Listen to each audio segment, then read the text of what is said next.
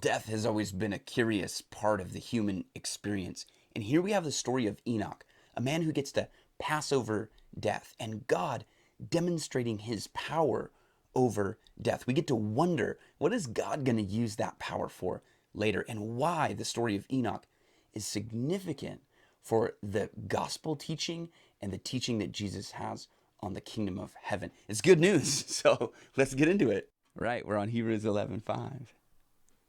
Now, what's up with Enoch? All right. I might go through the rest of these pretty quick. So by faith, Enoch was taken up, and he would not see death. And he was not found because God took him up. And he obtained a witness. Isn't that kind of the same as testimony? What did we do? Red? Oh, no, it was the pink. We're doing testimonies pink for us. A witness that before his being taken up, he was pleasing to God, acceptable, right? Acceptable. A better sacrifice. And without faith, it's impossible to please him. For he who comes to God must believe that he is, and that he is a rewarder of those who seek him. Okay? That's what the people of the kingdom are all about. We are seekers of God. We want our lives to reflect who God is.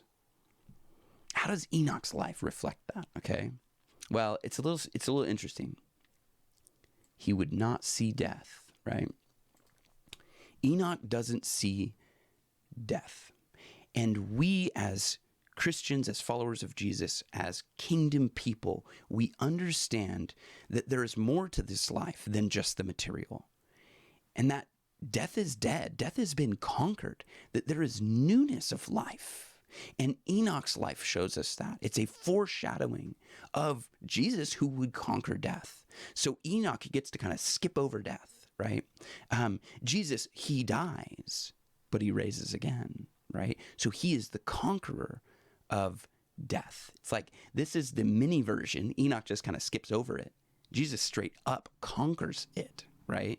So Enoch is a little mini version of what Jesus would eventually do. 1 Corinthians 15, check that out. And again, I'll leave the notes in the comment section of this video. But 1 Corinthians, I mean, just there's a lot there. Probably too much to go over because I want to move on to some of these other ones. But read 1 Corinthians 15 in light of Enoch and realize that the promise is newness of life. Like that theme is everywhere, right? John 12:25. If you lose your life for my sake, you will gain true life, right? But if you live your life just for yourself, again, city of man, then you're going to lose your life. Enoch shows us that. Enoch shows us that there's a better promise of new life. All right.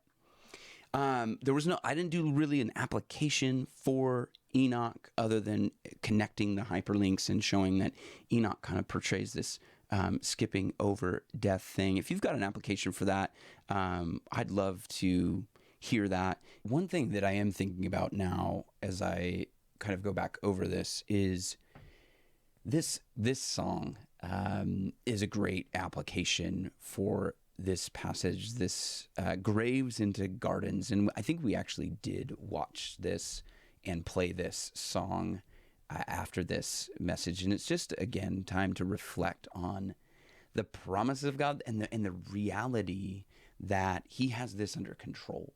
And so this is a great application. And again, any other applications that you guys might have are welcome. I think they're vast, obviously, particularly in the context of today's culture and all the things going on in the world, and just the kind of anxiety that a lot of students are going through, and pointing us, directing our attention to the kingdom of God and the eternity that God has for us. I really do hope that can be encouraging. And so we're going to move on to the next lesson, and you can see that one once it's posted.